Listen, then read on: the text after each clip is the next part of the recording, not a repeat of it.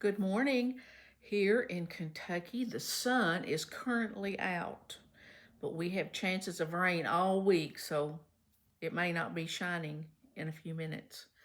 But it is humid. It is so humid. It's pitiful. But now remember, I'm not getting paid to do any of this stuff, but I was talking about the mouse traps, and I found a pack. I wanted to show them to you. This is what they are. They're called Tomcat mouse traps. And they're so easy because this little thing is down and you put like peanut butter or a piece of cheese right there in that little hole and then just pull that up and it just holds itself up. And then when a mouse gets in it, you just mash right here on this back thing and just pop that little fella out of there and then just set it again real easy. And sometimes if you put peanut butter, it'll catch a mouse or two before you have to rebait it. Or you can put cheese in it. You know, when I first got these, I got them off Amazon. I told you that before. When I first got these, I ordered a little plastic bottle of stuff that went with it that was some kind of liquid, and you would squirt it in that little hole right there. Well, I put that little bottle of stuff in a Ziploc bag and put it in this drawer in my kitchen. Well, I looked in there one day and the mice, which I don't have mice hardly ever, but the mice had bitten through the little plastic bag and through the plastic bottle and eat the stuff out of it. Not all of it, but so I thought, bummer, I don't need to do that. I just use peanut butter. I promise these are, if you don't like setting those old mouse traps, these are the berries. I'm not getting any percentage from Amazon from that. Something else, and I think I may have showed you these before, but I'm going to show you again just in case somebody hadn't seen them, is these Scrub Daddies. And they come I think they come in a big tall pack, and there's about 3 or 4 of them. These things are wonderful for scrubbing out pots and pans. And I'm just a sales lady today, aren't I? Isn't that exciting? But anyway, I wanted to show you those 2 things because if I find something worthwhile, I want to share it with you. Hey, and you know that white top I had? I've still got it in the sink in the laundry room. I have put on a Q-tip straight bleach, and then soaked it in water. And it's faded some, but it's still not out. But one of my friends has just swore that putting of something white that has a stain on it, put it out in the sun, that the sun will draw that stain out. So I was thinking, if the sun stays out, I may hang it outside and see if the sun will bring that out. Wouldn't that be great? Because I do want to wear that top again. Now, also, I had mentioned to you that my dad, well, and mom, because she was a hard worker, bought me a new car in 1970, and I was a sophomore in college. Not that I was a successful student at that time, because I had my mind on other things, but I don't know why he ever bought me this car and why I ever picked this car out. Now, my brother was 3 years older than me, and I can't, for some reason, it seems like that my dad bought me a car before he did him, but I'm not sure. But here it is. Now, don't be jealous. It was a 1971 442 Oldsmobile. Here's another picture, but I think it's about the same.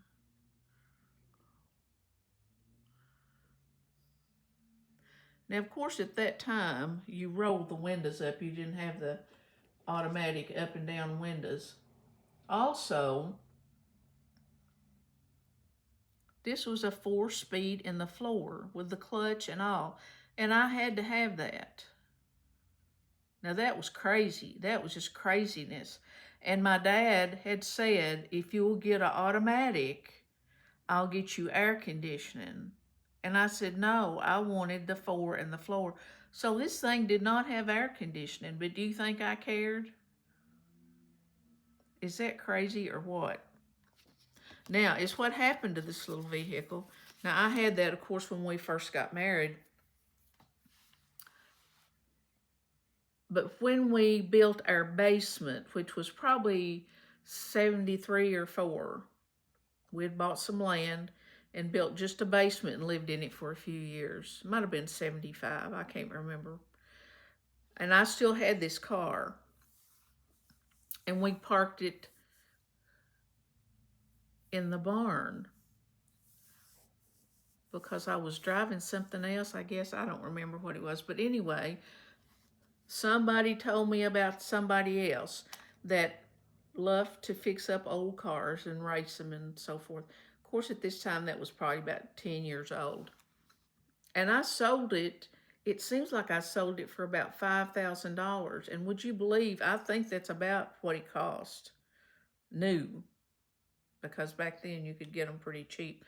So when the guy that bought this car, he fixed it up. I mean, there wasn't really anything wrong with it. It had a little leak in the back ceiling, and he fixed that. But he didn't race it. He showed it at like car shows, and the person that I knew that connected me with him had told me that he had placed and won a lot of stuff with that car because it was a sharp looking vehicle. Look, it had white scoops. I don't wish I had it again, but that was exciting. My brother was so jealous of that. My dad ended up getting him a Le Mans Pontiac, which was a nice vehicle and it was automatic, but he thought I got the best end of the deal, but I don't know that I did. But he thought I did. All right, I've got a little list of things that here I was going to tell you. As I was coming up here to my little house, I had heard on the radio they were talking about these scam calls and texts that people are getting. And I don't know where you live if you're getting those or not, but if you are, they're scamming people out, like saying you've got a expired parking ticket or a speeding ticket, or you're going to get your license taken away if you don't do this, this, and this. And this one guy had gotten a call, and the person that called said, you're supposed to take, so much money down to the police station. And this guy said, well, where is the police station? Well, they gave my address. It wasn't even the police station. But they said if you'll send like $1,500, that they could clear it up for you. So see, a lot of people are falling for this because that is scary. And in fact, I got one. My girl and me were together the other day. I got a ding on my phone, and she got a ding on her phone, and it was the same thing. One saying that we had something expired, and our license could be taken away. So don't fall for those things. If they call, just don't answer it. But I was glad the other day when my phone rang and it didn't give me who was calling, and it was the Social Security office. So I was glad I did answer that. But just in case, just don't answer them, or if you answer, just don't fall for it. What else was I going to tell you? This is very important to me, but this is the old school in me. So many. When people used to graduate from high school, you would send out these invitations, bukus of them, to people, your family members, and even people you went to church with, just people that your parents might have worked with. Why was the reason we were sending those invitations out? Was it that we wanted them to come to our graduation?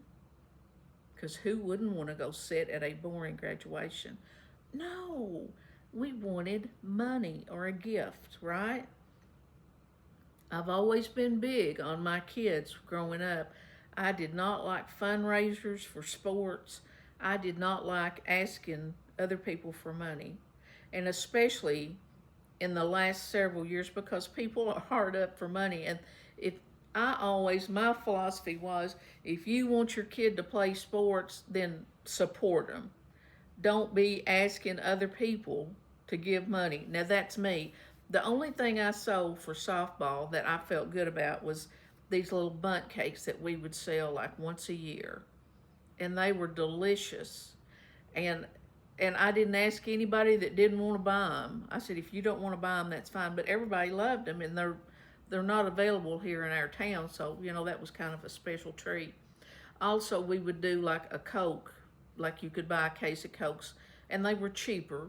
Or Coke, Sprite, water, all kinds of drink, Gatorade, and all that. And I didn't care to ask just a few people about those because I always like to buy them myself. Something you can use. But there's so many times that people want you just to donate money. And sometimes I don't want to do that. But anyway, I told my girl, I said, I'm not sending out invitations for the graduation. You used to buy the cards with the envelope. The card would go in an envelope into another envelope. You got to double deck them. And then you'd have to buy the little cards with your name on them, the little rectangular ones. That's what we did when I was in high school. I don't know that they do that anymore. I haven't seen anything about it. But I said, I'm not asking people to give you money for graduating high school. That's not, I just don't like it. I just don't think that's the thing to do. But you would be surprised. I think I counted about 25 or something like that of people that have given her money for her graduation. And she is so appreciative of it. I mean, she really is. But I told her, I said, you've got to write a thank you note to every one of those people that gave you money, because to me that is so respectful to do. And that's really something for people to do that without you even asking them. But they think enough of you that they want to give you money. So she's in the process. Now, that's not on the top of her priority list, believe me. But she will do it. And so she's been writing a few along. I'm not going to write them. She wrote 2 one day, and then I think there were 8 thank you notes in this one pack. She wrote 6 the other day. So I may address some of the envelopes and mail the thank you notes. And I kind of hate to do that, but I'm telling you, she stays so busy. I'm just thankful she can get the cards written. But she's having me put what money she gets from all of her graduation presents in a savings account for her to use for school this fall. And so then whenever she gets ready for school, we'll know how much we put in there. But I think that's very important to write thank you notes. And I hear so many grandparents like calling in to talk shows and stuff complaining about, I sent my grandson $100 for his birthday and he never acknowledged it, or my son or daughter never acknowledged it. We just take so much for granted anymore that we don't even care about thanking people for stuff they do for us. And I think that's just old school me. I think it's so important to thank people. And I know that I've done a lot of giving and not ever got a thank you, kiss my hind end, or whatever. But it is important. So you remember that. If you've got kids or grandkids, it's not too much to ask them. If you're handing out money to them, they ought to have the time to call you and thank you, or to write you a little note. And I do like the little notes. I just really do like them. All right. I'm kind of stressed out because, a lot going on here. And I don't dream very often. Do you dream very often? But if I ever dream, I don't think it's ever anything good. It's not anything that you wake up being happy. I have continuous dreams about when I went to Eastern Kentucky University College. And that was in 1969 and 70. And last night, or this morning, I had one of those dreams. I woke up at 3 o'clock and I was kind of and I was dreaming that I was going back to school. I don't know if I was married, I don't know how old I was. But my best friend was with me, and I had on my husband's like muck boots, and they were size 13. And somebody, we were sitting around the table just having a big time. Somebody said, "I thought you was going to class." And I thought, oh my goodness, this is my first class. I had to get to class, and it was kind of getting dark. I didn't know where the building was to go to the class. I went outside, and there was snow and ice on the ground, and I was trying to walk in those boots and slid down, fell down. When I woke up, I still had never found the classroom. You know, just something just to aggravate you. I don't like to dream. I don't like to have those kind of dreams either. Do you? Do you ever have any crazy dreams? I don't normally dream, but I think when you're kind of stressed out, you might dream a little bit. I'd like to have some good dreams, but I don't. But I have blabbed for 16 minutes, and I'm going to read you a funny story, and then I'm getting off of here because I think I need a nap, because I woke up and was awake for a long time this morning before I kind of dozed back off. So here's the funny story. Just went to Taco Bell, and I gave the lady my $50 bill. She grabs the money and lays it on the counter and takes the marker and marks it to see if the money is real or fake. She promptly hands it back to me and says, "Sir, I cannot accept this money. It's counterfeit. You see the dark line? That means it's counterfeit." So I tell her, "Wow, this money is straight from the bank." And she hands it back to me, so I hand her another $50 bill. She lays it on the counter, marks it, and says, "Yep, this one's counterfeit too. We may have to call the cops." So I'm like, wow, both of my $50 are fake? So then at this point, I had one important question. "Lady, are you using a Sharpie?" She takes a long look at the marker. "Yes, sir, I am." I feel like our society is doomed. I always have a fear when they put that marker on a bill I give them that it'll be counterfeit, but I always get them from the bank, so surely they're not. Hey, you have a great day and feel good and smile. And I will see you soon. I'm going to let you know soon how our trip to orientation went. So just hang on for that and say prayers for us. See you later. Bye-bye.